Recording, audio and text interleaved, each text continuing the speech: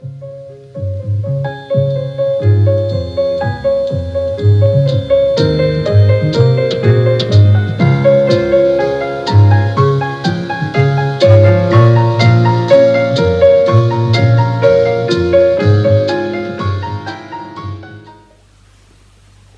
afternoon, YouTube and YTPC.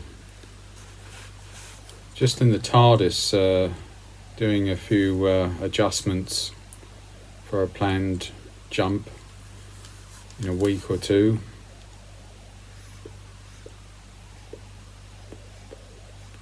Constant maintenance, isn't it? You know, either in your house or your garden or your Tardis, you know, there's always something to do. I'm smoking my good old spigot Savinelli 320 smooth here. Very popular pipes. I see a lot of people like how they smoke because nice thick walls and plenty of briar to suck up a bit of the moisture and a nice big open bowl to let the heat out. So maybe that's some of the reason why it's a very good smoker. Got a 9mm filter, of course, in this one. It's a lovely pipe.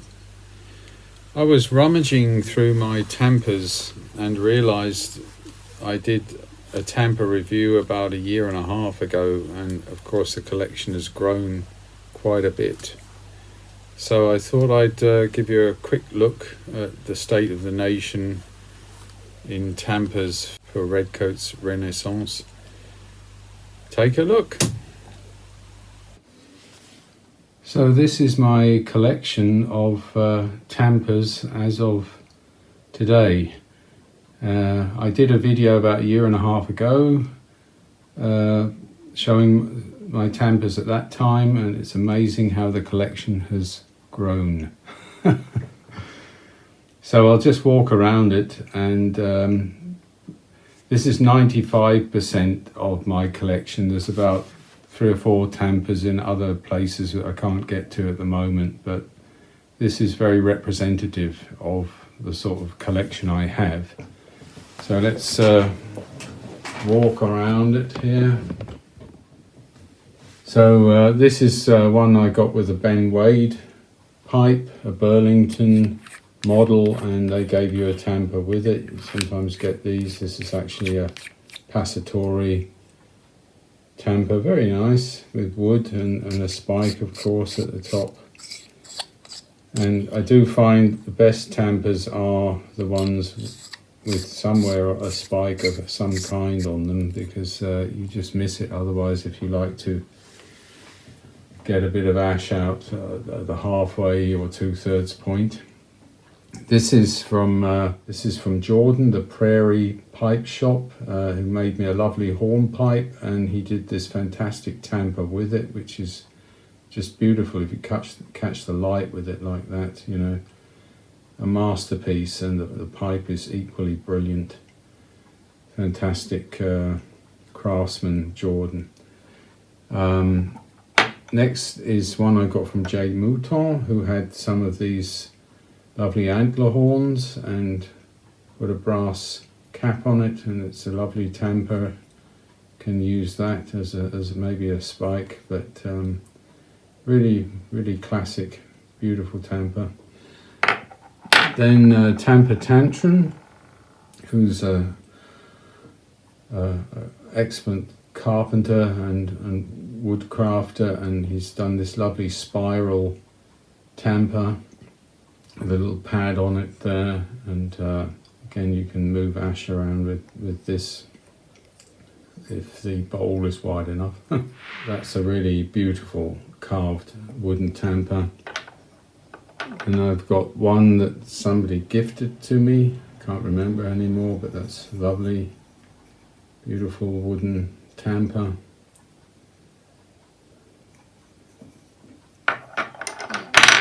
Then there's a chap in I think Croatia who makes these wonderful self sort of created tampers, and this is like the Roman you know, baton of power. I put a little pin at the bottom because it's better to have metal there than just wood. And that's a very classic looking sort of dress, tuxedo, evening dinner, after dinner tamper. There's another sort of antler looking tamper, but it's of wood. Very, very lovely. That again somebody gifted to me. There's the famous Deco 8s, which I like, just brilliant because they've got these holes in the cap, and of course there's a spike here. And then very inexpensive. I've also got one of their bamboo ones, which is like barely a couple of dollars, you know, and this was maybe like $8 or $10 or something like that, not very much at all. This is one of the first ones I got, which I got from a Davidoff shop in Basel. It was way too expensive for what it was, but maybe, you know, $35 or something like that, but it's got the whole set, and I think it's a Merino design. Very nice. This is again from the chap in Croatia. He does these, this is like for a drawer knob that he's put onto a stick, and yeah, brass cap.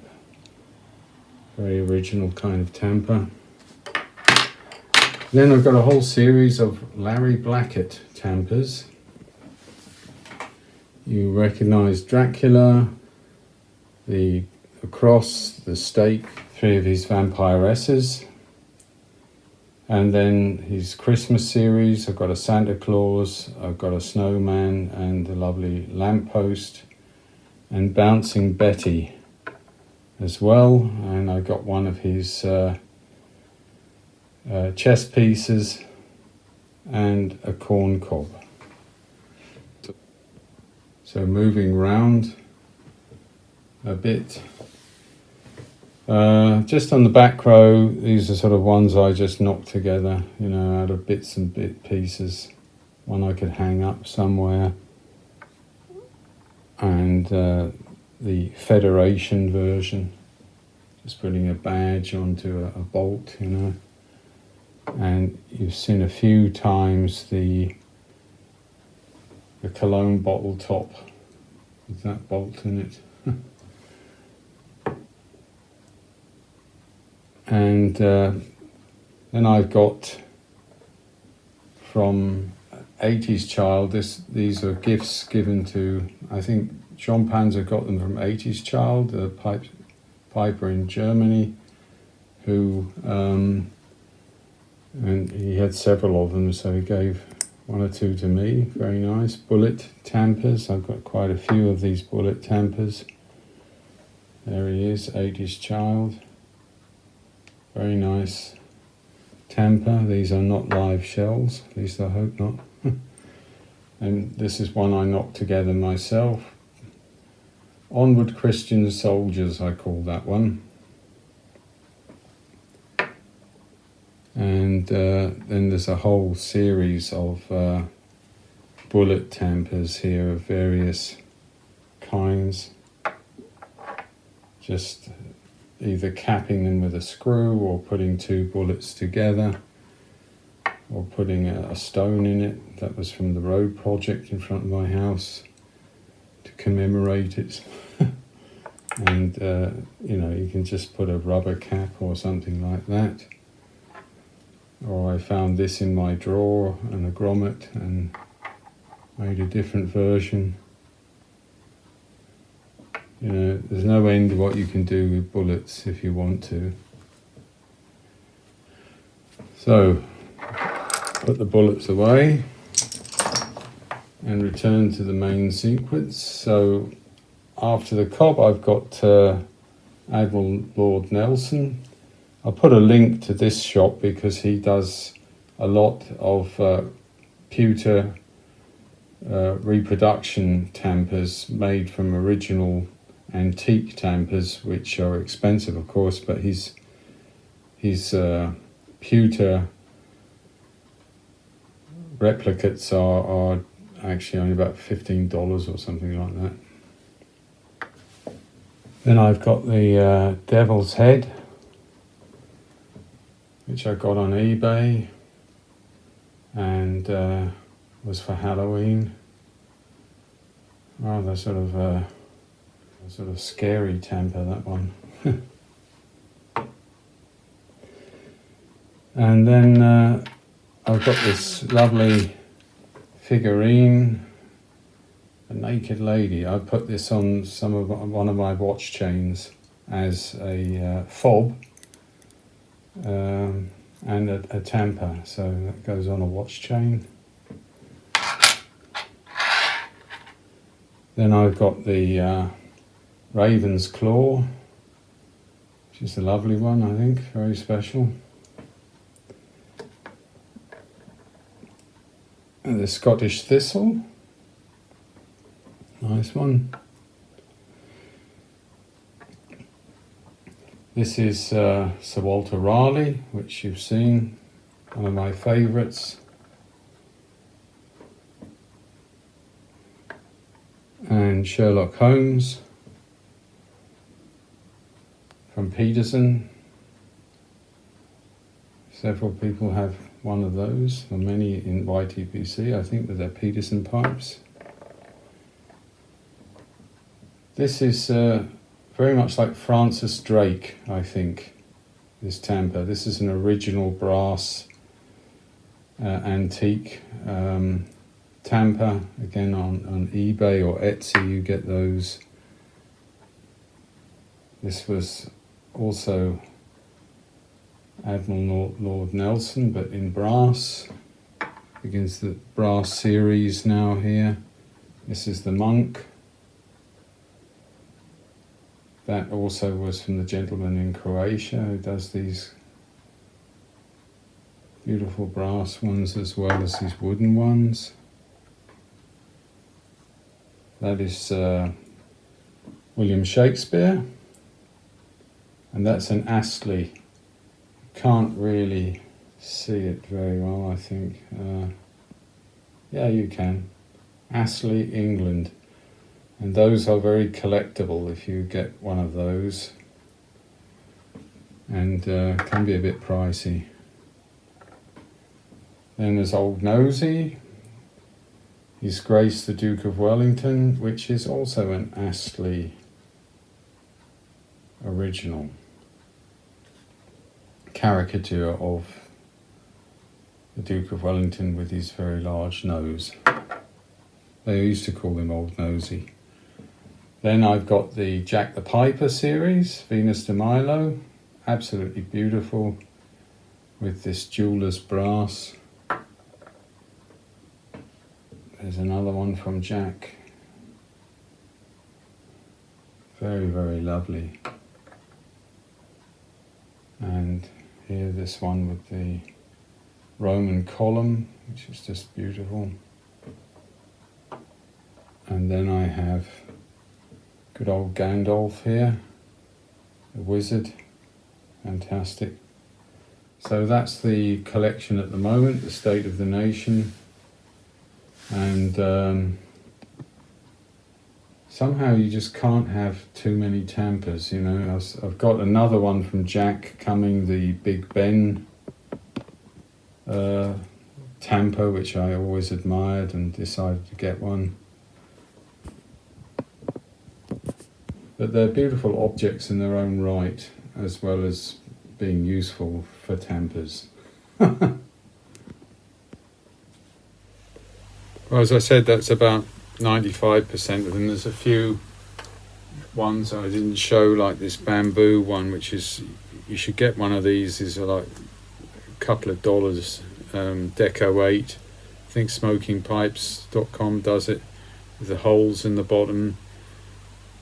And they're so inexpensive and so good. You can use this as a pick. And I think a lot of YTPC have one of these. It's really great. And I didn't show, of course, the good old, you know, I've probably got 5 or 6 of these check tools. This one I put some magnets on it to attach it to my Redcoats Return Zippo. I am slowing down on that collection because, you know, there's a certain point when you think, you know, you hardly will ever use them all, will you? It's about full, I think, my collection now. Anyway, just thought I'd show you that. Going off for a couple of weeks to southern Switzerland in search of sun, because up to now here it's just been like a bloody monsoon, you know, all the time. And you've seen the floods and stories. Right in our area of Switzerland it's still all right, but it's quite frightening and tragic really what's happened in Germany, and some parts of Switzerland have been badly affected. So next week apparently we're getting sun, and I'm really looking forward to that like everyone else. So in the southern part they tend to have bluer skies and quite a bit more sun, so I might be offline a little bit, might make one video down there, but don't worry, all is well. I'm just enjoying myself on holiday. Right, oh, I didn't tell you, but I'm smoking. And I almost forgot about my Peretti's, LJ Peretti Black Virginia.